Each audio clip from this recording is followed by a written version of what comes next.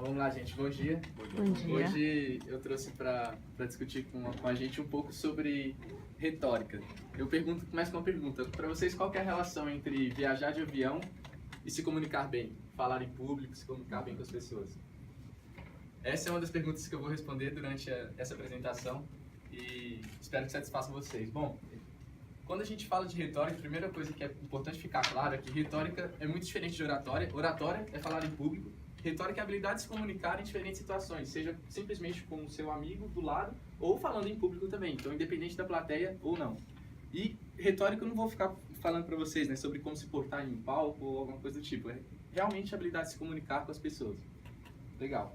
E aí entra o primeiro ponto, que na minha opinião é o mais importante, foco no público. E mais uma vez, público é diferente de plateia, público é o seu interlocutor. Quando a gente foca no público, tem um exemplo bem bacana que eu sempre trago. A primeira palestra que eu fui, a primeira apresentação que eu fui fazer em uma escola pública em 2014, eu fiquei uma semana me preparando, me preparei o dobro do que eu me preparava geralmente para as outras, era algo muito importante para mim.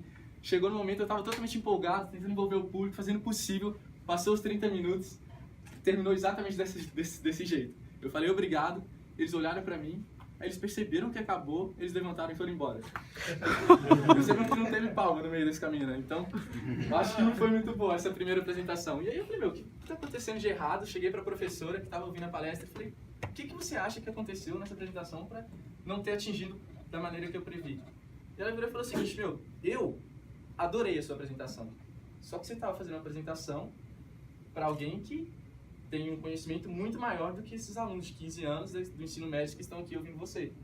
Então, vale a pena você voltar e focar mais uma vez nessa galera para fazer uma apresentação nova. Na segunda apresentação, as coisas mudaram um pouco.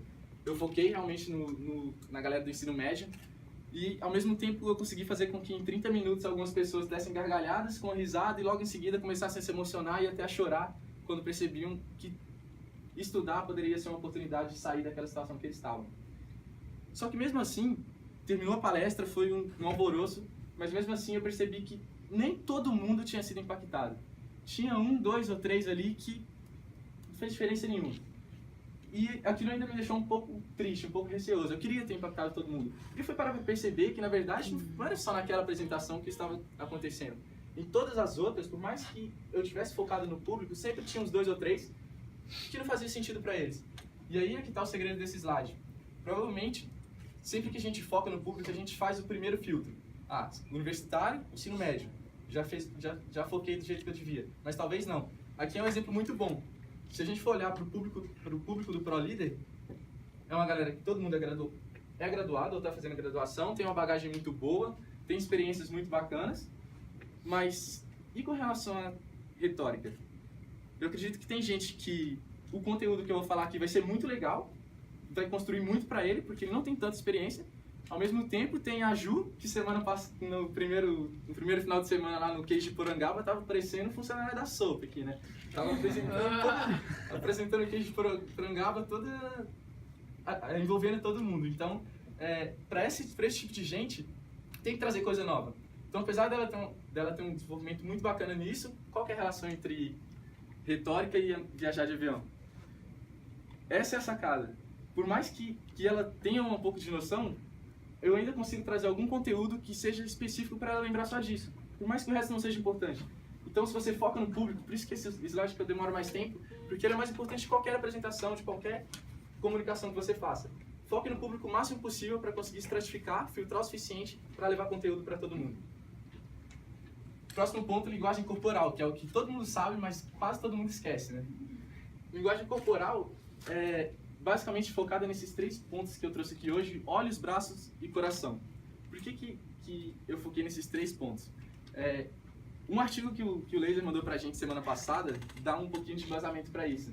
Ele mandou de uma cientista, né, que chegou à conclusão de que quando você olha para uma pessoa que você não conhece, você tenta responder a 2 perguntas. Se você confia nessa pessoa e se você respeita ela.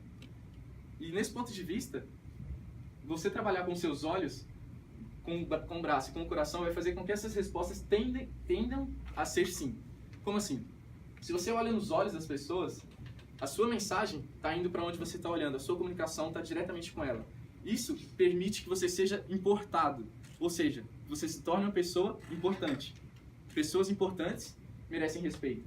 Então, se você olha nos olhos das pessoas, você se torna uma pessoa importante e quando ela perguntar, eu posso respeitar essa pessoa, a tendência é que essa resposta seja sim. Ao mesmo tempo, com os braços. Cruzar os braços dá uma sensação de que você está querendo lutar, né? Não é para sair dando abraço em todo mundo, né?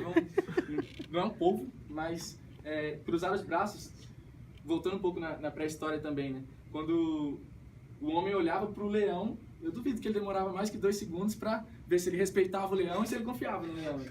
Então, não é para sair lutando, mas também não é para sair abraçando todo mundo. Perdão. E o terceiro, que está bem alinhado com isso, acabou a voz, né? O coração. Como assim o coração? É essa tendência de se tornar vulnerável com as pessoas.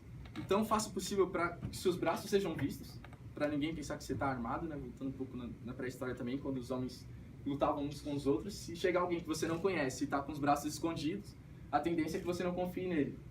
Ao mesmo tempo, se os seus braços estão expostos, você tende a passar um pouco mais de confiança. Se o seu peito está exposto, você está colocando o seu coração frente a outra pessoa. Olha a confiança que instintivamente a gente oferece a ela, sabe? Hoje, as pessoas não andam armadas por aí, mas tem um pouquinho aí desse gene pré-histórico que a gente carrega. E essa linguagem corporal favorece que as pessoas confiem mais na gente e respeitem mais a gente. E a partir desses 2 segundos, elas te ouçam melhor. Legal. Esse terceiro slide, a entonação da voz, é um dos que eu mais gosto. E ele traz umas reflexões legais. Se a gente começar a falar sempre no mesmo tom de voz, vai ficar muito difícil de entender o que a gente fala. E aí, tô entendendo? A entonação de voz, ela reflete inúmeras situações. Quem nunca virou para amigo e falou, meu, isso que você acabou de me fazer é uma pergunta ou uma afirmação? Quem será que é o responsável por isso? Isso que eu acabei de falar, é uma pergunta ou afirmação? Então a gente fica confuso. Se você não usa a sua entonação de voz muito bem, tende as pessoas a não entender, faz com que as pessoas não entendam a sua mensagem da maneira com que você gostaria. E aliado ao próximo slide, pode se tornar uma máquina mortal. Se você usa a entonação de voz errada, com a expressão facial errada, você pode acabar com um casamento. É fato isso. Suponhamos que o Marcelo e a Beatriz sejam um casal, eles são casados. Suponhamos, gente, por favor. Não quero induzir nada. E a gente está aqui no ProLíder, eu estou conversando com os dois, a gente desceu, foi lá para baixo, estou conversando ainda com eles, e eu lembro que eu esqueci a chave. Estou conversando com a Beatriz, eu viro para ela e falo assim, nossa, Beatriz, esqueci a chave. Sobe comigo lá, porque a gente está conversando, a gente termina de conversar.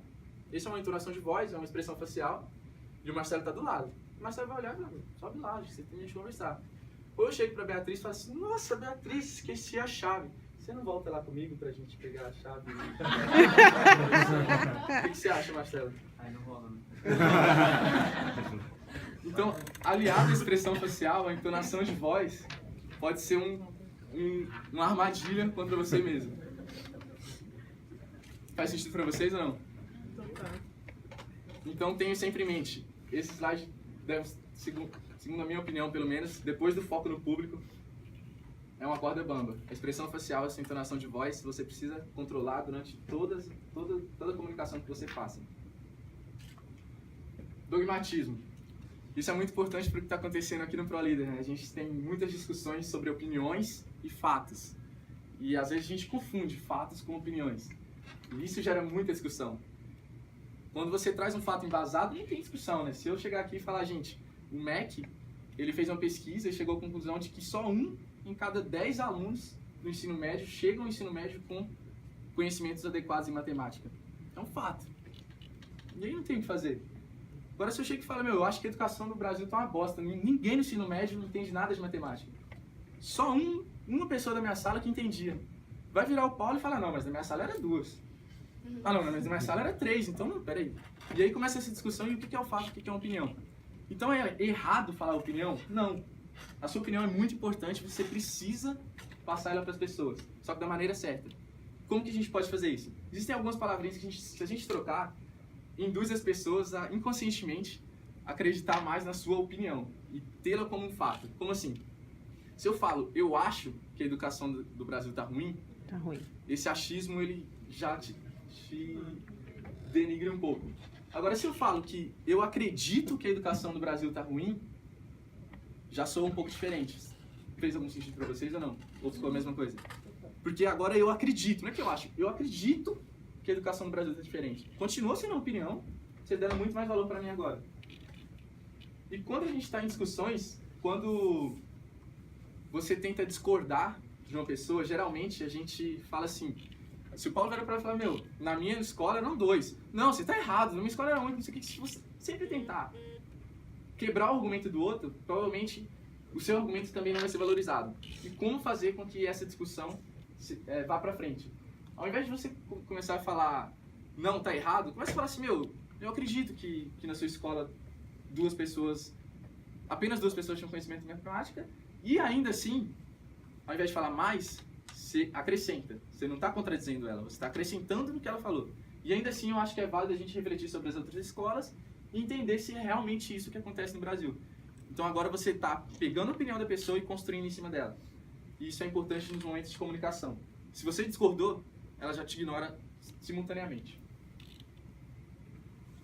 O outro ponto é o ritmo. Se eu começar a falar rápido demais, exige que vocês prestem muita atenção em mim para dar tempo de entender o que eu estou falando. Ao mesmo tempo, se eu diminuo a minha velocidade e até paro, faz com que vocês reflitam sobre o que eu estou falando. E se tem tempo de vocês refletirem, vocês conseguem absorver a minha informação e filtrar o que é importante para vocês. Em qualquer comunicação isso é importante, para fazer com que as pessoas comecem a não só seguir tudo que você fala, mas conseguir acrescentar sobre aquilo que você falou. Tá bom? Tem mais 2. Eu acabei passando, esqueci. Esse era o slide de falar devagar. E o volume. Se eu começar a falar muito alto, demonstra a minha empolgação.